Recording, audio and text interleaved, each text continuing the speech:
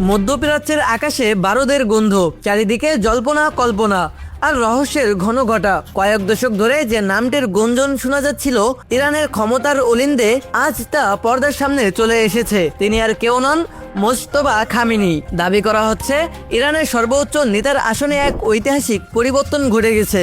প্রথম দফার বড় কোনো আঘাতের পরই কি বিদায় নিয়েছেন আয়াতুল্লাহ খামেনি, আর তার স্থলাভিষিক্ত হয়েছেন তারই সন্তান মোজতবা। ইরান থেকে আসা সাম্প্রতিক আক্রমণগুলোর পিছনে কি তবে এই মোজতবার মস্তিষ্ক?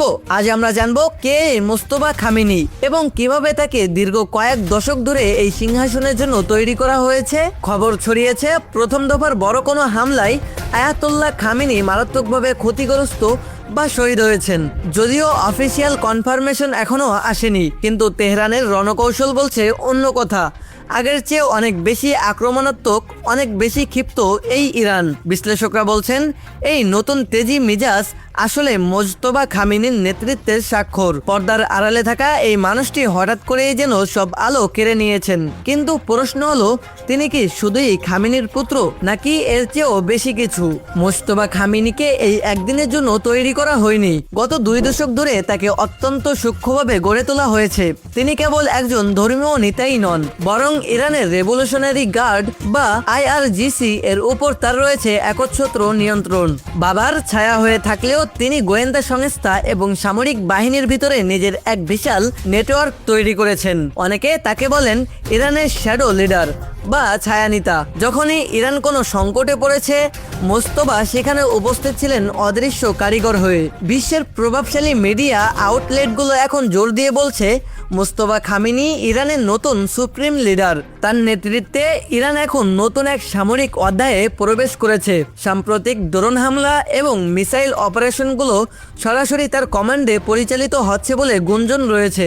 একজন তরুণ এবং আক্রমণাত্মক নেতা হিসেবে মোজতবা কি পারবেন মধ্যপ্রাচ্যের ভূ রাজনীতিতে ইরানের অবস্থান আরো শক্তিশালী করতে, নাকি এই পরিবর্তন ইরানকে এক অনিশ্চিত যুদ্ধের দিকে ঠেলে দিবে?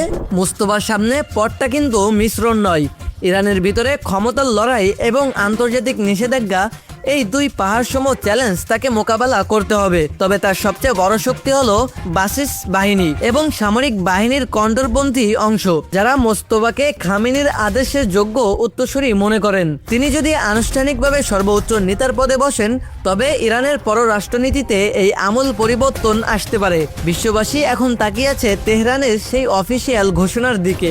ইতিহাসের এক সন্ধিক্ষণে দাঁড়িয়ে ইরান, মোজতবা খামেনি কি পারবেন তার বাবার রেখে যাওয়া লেগাসি রক্ষা করতে, নাকি তার নেতৃত্বেই ইরান ইসরায়েল ও পশ্চিমের বিরুদ্ধে চূড়ান্ত কোনো যুদ্ধের ডাক দিবে? অফিসিয়াল কনফার্মেশন আসার আগ পর্যন্ত রহস্য কাটছে না। তবে একটি বিষয় পরিষ্কার, মোজতবা খামেনি এখন আর কোনো ছায়া নন, তিনি এখন বাস্তব। আপনার কি মনে হয়, মোজতবা খামেনির নেতৃত্বে ইরান কি আরো শক্তিশালী হবে? আপনার মূল্যবান মতামত আমাদের কমেন্ট বক্সে জানান। ভিডিওটি ভালো লাগলে শেয়ার করুন এবং সাবস্ক্রাইব করে আমাদের সাথেই থাকুন। ধন্যবাদ, দেখা হচ্ছে পরের কোনো ভিডিওতে। আমি এখন এখানে বিদায় নিচ্ছি। আল্লাহ হাফেজ, আসসালামু আলাইকুম ওয়া রাহমাতুল্লাহ।